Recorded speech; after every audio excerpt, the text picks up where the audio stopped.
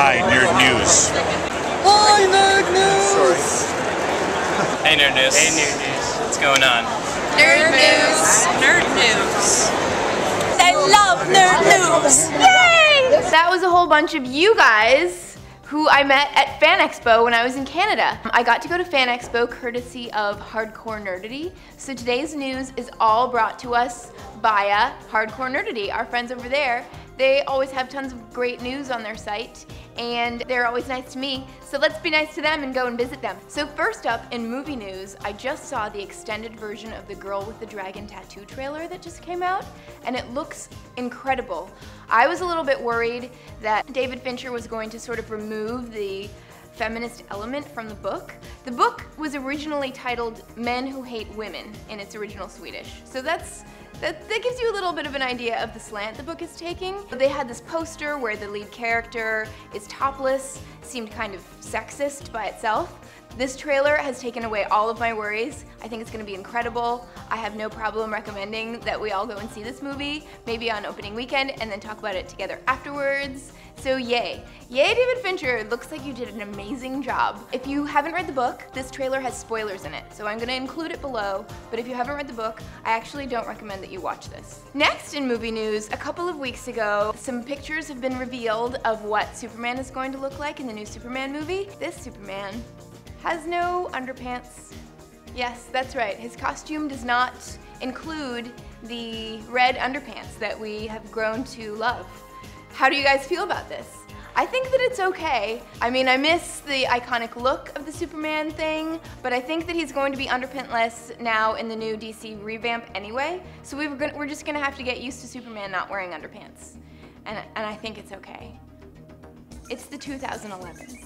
So I told you before that the director of Thor, Kenneth Branagh, is not going to be directing part 2 of Thor. The person who might be tapped to direct the next one is Patty Jenkins.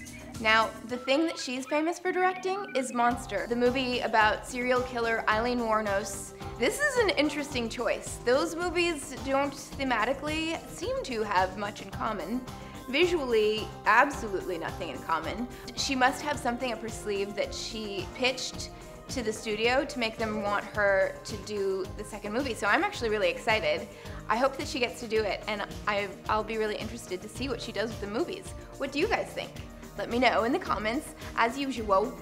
In TV versus movie news, I guess?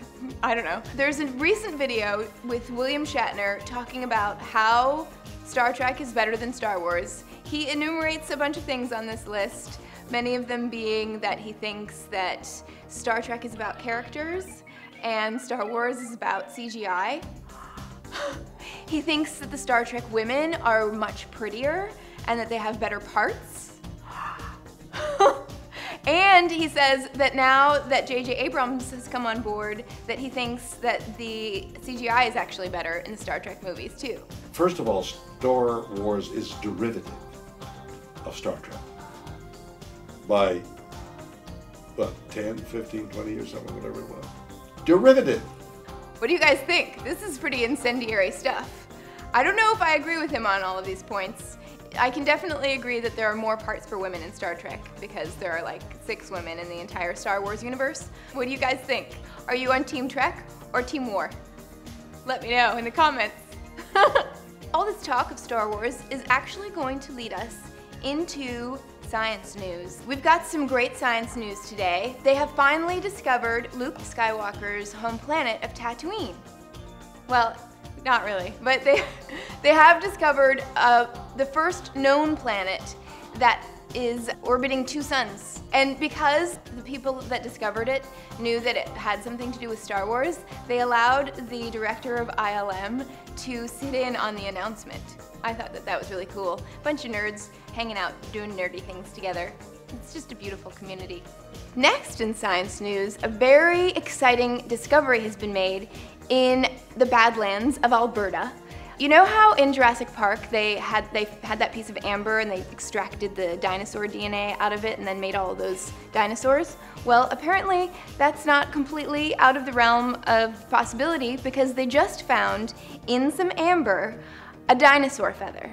that did not belong to a bird. They're saying that it belonged to a theropod, which leads many scientists to believe that dinosaurs may not have all looked scaly. They may have had feathers as insulation instead of fur.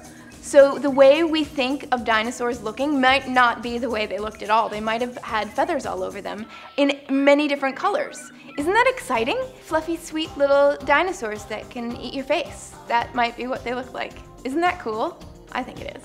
So brain scans have recently revealed the things that people are watching. If you're hooked up to an MRI machine and you look at a bunch of different images, your brain actually sends a picture to the MRI machine that looks kind of like an amazing impressionist painting. And you can see what people are receiving in their brains as thoughts. Isn't that exciting? Or slash creepy and weird? One of the experts related to this experiment said that mind reading would probably only be possible in the very far future, and that I think that he meant to sort of assuage people's fears about this technology leading to mind reading, but the fact that he said it only far in the future just makes me think it's gonna happen, and that's weird and interesting. How do you guys feel? Do you want people to be able to read what you're thinking? Is it a privacy issue? I think so. It'll be interesting to see what happens in the future when the singularity is near and we all become computer people. And that's the end of Nerd News. That's all the Nerd News I have for today. I hope that you enjoyed today's knowledge session. I certainly did. I'm sorry I was away for so long with Nerd News, guys. It's good to be back. And I will give you fist kisses. And Eskimo kisses and butterfly kisses and elephant kisses. And I guess Wonder Woman kisses. And that's all. Okay, but here's some like dinosaur feather kisses. Okay there. Bye. Live long and prosper.